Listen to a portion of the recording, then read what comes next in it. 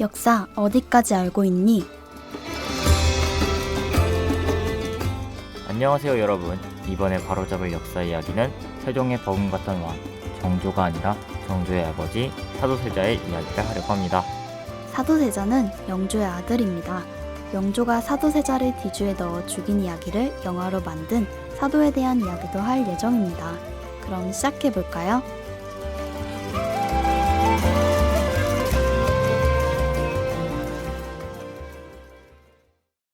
영조가 사도세자의 조현병 증상을 알게 되어 뒤주에 갇혀 죽음을 맞이한 세자로 알고 있습니다. 영조가 3번이나 사도세자에게 양해를 시도했지만 사도세자가 영조에게 미운 털이 박혀서 사도를 고생시키려고 했다는 말이 많습니다. 저는 오히려 영조가 사도세자에게 큰 기대를 한 것이 반대로 큰 실망으로 다가와 미운 털이 박혔기 때문에 그렇게 하지 않았을까 싶습니다. 영화를 보면 사도세자를 안 좋게 보던 당파가 일을 꾸며 사도세자가 행했던 일을 모두 이야기하게 합니다. 여기서 마침 사도세자가 등장해서 저 사람의 말과 소자의 말을 대질해보라고 말하지만 영조는 듣지도 않고 그냥 가버립니다. 적어도 사도세자가 그렇게 완강하게 아니라고 했으면 한 번쯤은 들어줄 만도 한데 얼마나 사도세자가 싫었던 걸까요? 듣지도 않은 것을 보면 영조도 고집이 엄청 강한가 봅니다. 네, 맞아요. 고집도 고집이지만 징크스 같은 것도 믿었다고 해요. 기분 좋을 때 다니는 문과 기분 좋지 않을 때 다니던 문이 달랐다고 하고 안 좋은 이야기를 들었을 때는 귀를 씻었다고 합니다. 정말 대단합니다. 참, 영화에서 보면 사도세자의 어릴 때 모습이 오버랩돼서 나오는데 그 장면을 보고 어린아이를 혼자 재워야 하나 싶었어요. 저도 그 장면을 보고 이해가 조금 안 되었는데요.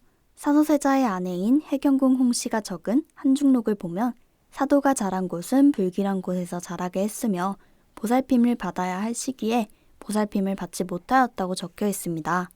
불길한 곳에서 애를 키웠다고 하는 것이야 예전에는 충분히 안 좋게 생각할 수 있었겠지만 아이를 떨어뜨려 놓는 것은 훗날 사도세자가 조현병 증상을 보이게 되는 것에 큰 영향을 미쳤다고 생각됩니다. 또한 사도세자에 대한 기대가 너무 큰 나머지 태어난 지 막 돌이 지난 사도를 왕세자로 책봉하였다고 합니다. 뿐만 아니라 세자가 읽을 책을 필사했다고 하니 엄청난 기대를 한 몸에 받았다고 할 수 있겠네요. 와, 저러면 정말 없던 정신병도 안 생길 수가 없을 것 같아요. 사랑을 받아야 하는 어린아이가 기대를 받다니 말이죠. 너무 불쌍합니다. 그런데 처음에는 사도가 영조의 기대에 잘 부응했다고 합니다. 와, 정말요? 어린 사도세자가 그 기대에 부응을 했다는 게 정말 대단하다고 느껴지네요. 근데 지금까지 들어본 영조의 성격이라면 공부를 잘하면 오히려 더 쪼아서 공부를 잘하게 했을 것 같아요. 영화에서도 보면 어릴 때는 공부를 잘해서 좋아하다가 영조가 세자를 시험하는데 세자가 틀렸음에도 불구하고 세자의 스승이 통과를 내리자 호통을 치며 뭐라고 하는 장면이 나와요. 에휴, 제가 다 숨이 막히더라고요. 제가 답답해서 안 되겠습니다. 노래 하나 듣고 오시죠. 비스트의 비가 오는 날엔.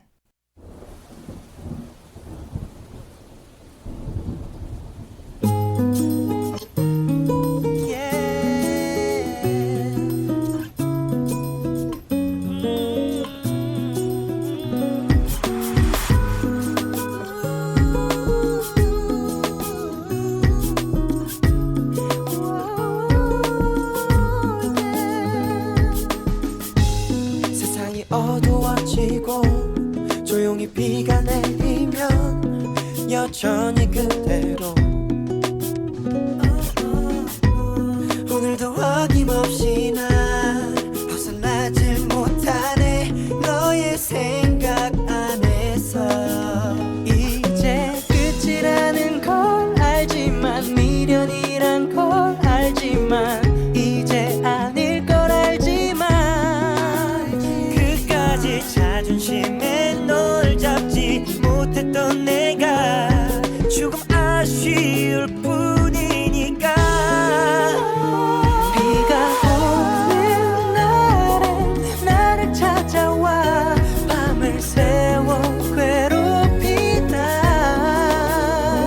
비가 그쳐가면 너도 따라서 서서히 조금씩 그쳐가겠지 취했나 봐 그만 마셔야 될 것 같아. 비가 떨어지니까 나도 떨어질 것 같아. 뭐 네가 보고 싶다거나 그런 건 아니야. 다만 우리가 가진 시간이 좀 날카로운 뿐. 네가 참 좋아했었던 이런 날이면 아직 너무 생생한 기억을 꺼내놓고 추억이란 덫에 일부러 발을 들여놔. 벗어나려고 발버둥조차 치잖아. 너를 다 지워냈지만 모두 다 비워냈지만 또 다시 비가 내리면 힘들게 숨겨놨던 너의 모든 기억들이 다시 돌아와 널 찾나봐. 비가 오는 날엔 나를 찾아와 밤을 새워 괴롭히다. 비가 그쳐가면 너도 따라서 서서히 조금씩 그쳐가겠지.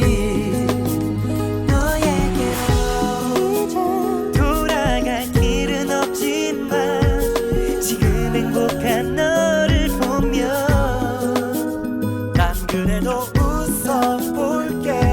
널 잡을 수 있었던 힘이 내겐 없었으니까. 비가 오는 날엔 나를 찾아와 밤을 새워 괴롭히다. 비가 그쳐가면 너도 따라서 서서히 조금씩 그쳐가겠지. 어차피 끝나버린 걸 이제와 어쩌겠어. 뒤늦게 후회나는 거지. 떨어진 놈처럼 비는 항상 오니까 계속 반복되겠지. 그치고 나면 그제서야 나도 그치겠지. 비는 항상 오니까 계속 반복되겠지. 그치고 나면 그제서야 나도 그치겠지.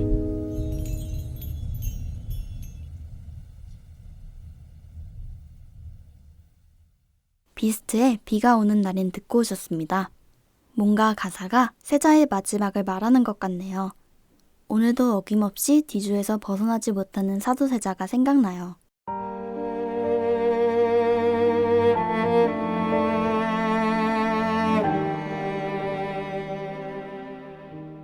사도세자가 뒤주에 갇혀서 아무것도 못하니까 물을 가지고 오라고 호통을 쳤다고 합니다. 영화에서 보면 사도세자가 죽는 날 정말 엄청난 양의 비가 하늘에서 쏟아집니다.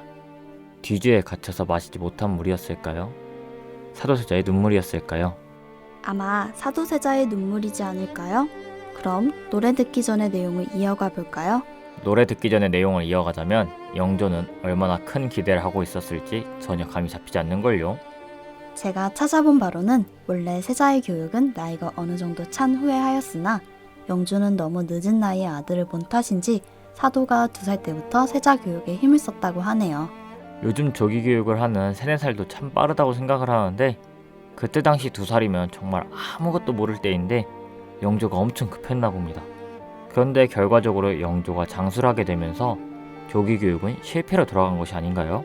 영조의 장수도 한몫했지만 영조는 사도가 어릴 때 사람들 앞에서 꾸중을 했는데 어른이 되어서도 똑같이 행동한 것이 문제가 되지 않았을까 싶네요. 그러면 점점 주눅이 들 수밖에 없죠.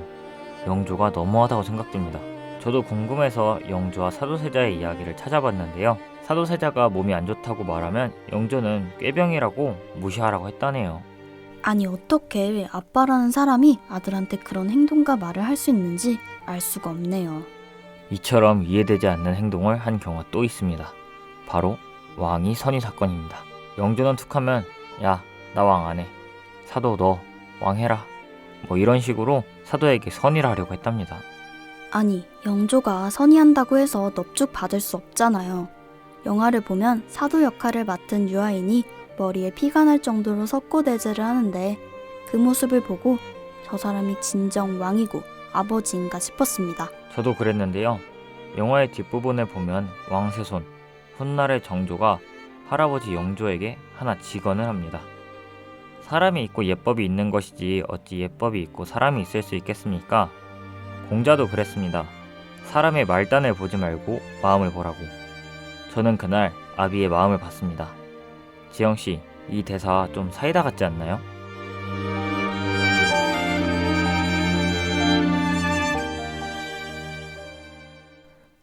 타이밍도 그렇고 전체적으로 사이다였습니다. 그러나 영조는 그대로 사도세자를 뒤주에 넣고 죽이게 되는 결말이 너무 아쉬웠어요.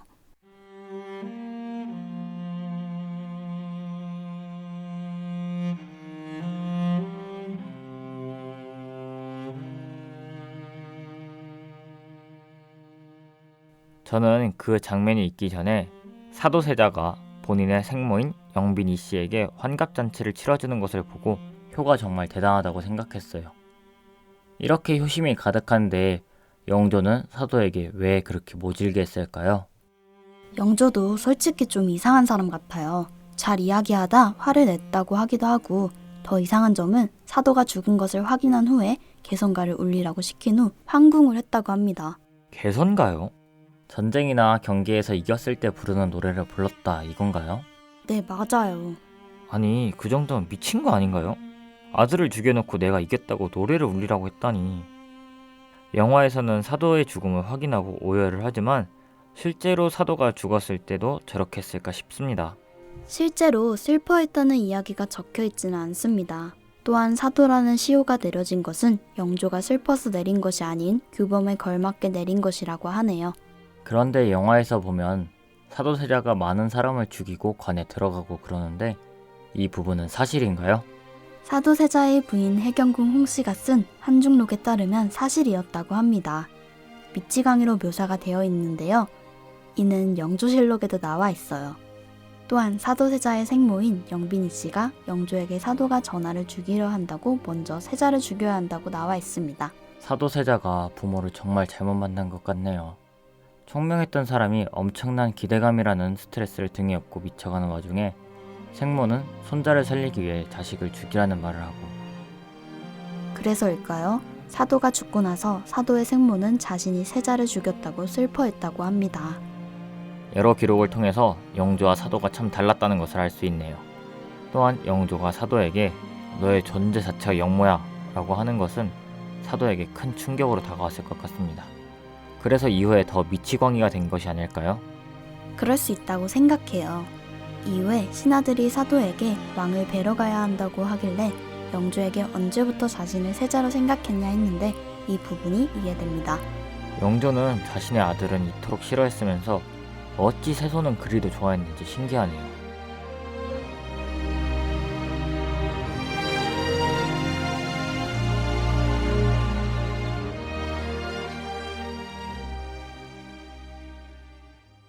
그럼 정조 이야기 하기 전에 노래 하나 듣고 올게요. 유나의 비가 내리는 날에는. 문득 생각이 나요. 우리 헤어지던 날 마음 아팠던 그날은 그대는 여전히 잘 지내나요? 이런 날이면 보고 싶어요. 아직 난 그댈 좋아한다고. 비가 내리는 날에는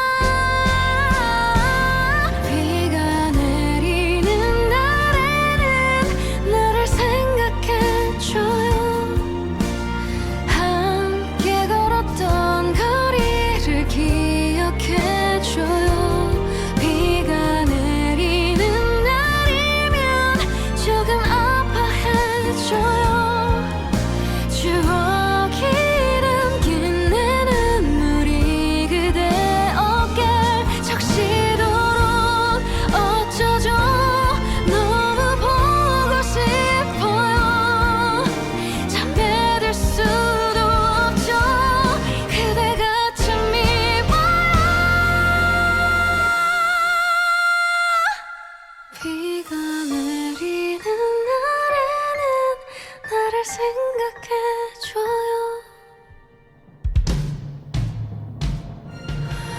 오늘 비가 내리네요. 그대가 그리워요. 함께 걸었던 거리를 걷고 있어요. 비가 내리는 날이면 내가 많이 아파요. 내 눈물에 그대를 담아 이제 그만 놓아주길.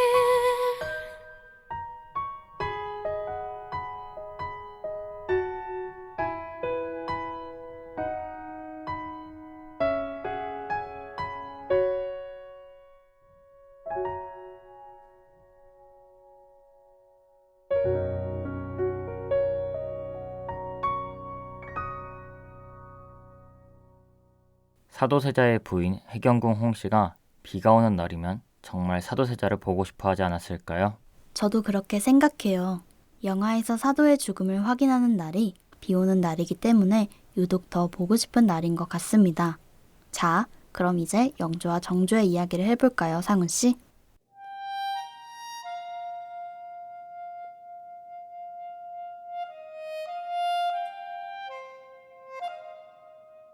영화에서도 나오다시피 영조가 사도세자의 어릴 때만큼 정조를 좋아했는데요.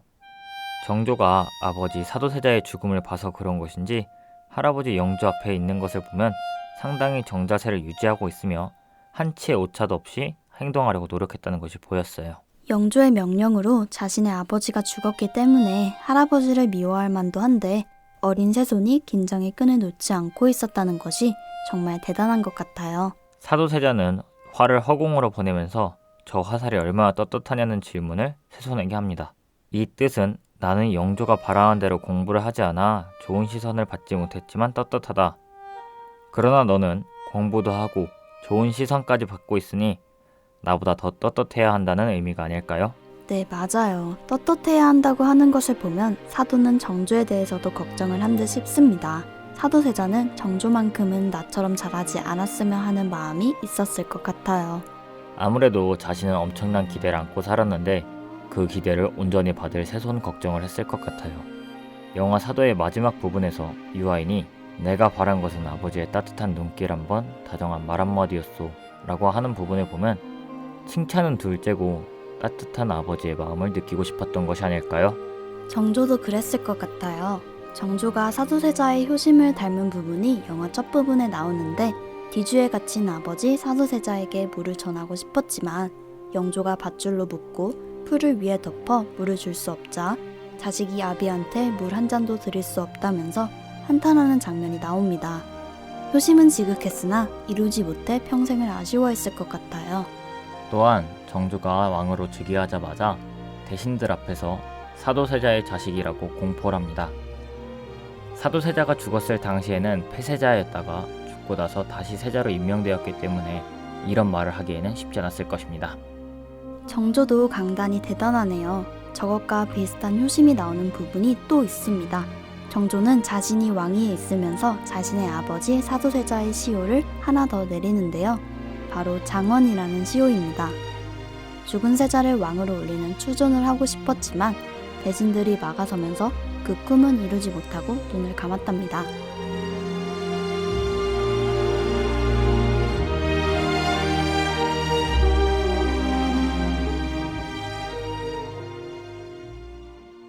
그 꿈은 훗날 고종이 사도세자를 왕으로 추존하면서 이루게 되었습니다.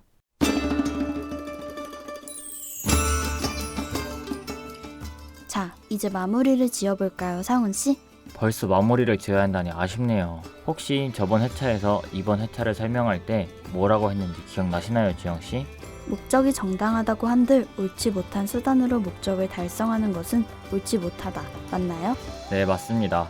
지영씨가 생각하기에는 영조는 어떤 사람인가요? 혹시 세조와 같은 사람인가요? 제 생각은 세조와 조금은 다른 사람이지 않나 싶기도 하고 너무 성급했던 사람인 것 같습니다. 목적도 수단도 옳지 않았으며 자식에 대한 애정이 넘쳐나서 자식을 죽음으로까지 만든 왕 영조, 그리고 그의 아들 사도세자. 사도세자가 불쌍하네요. 정당한 목적을 가지고 옳지 못한 수단을 사용한 세조, 목적도, 수단도 옳지 못한 영조, 어린 사람 둘만 희생되었습니다.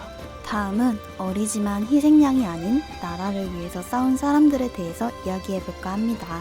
혹시 일제강점기로 넘어가는 건가요? 네, 맞습니다. 저희는 다음 주 이 시간 일제감정기 이야기로 만나요.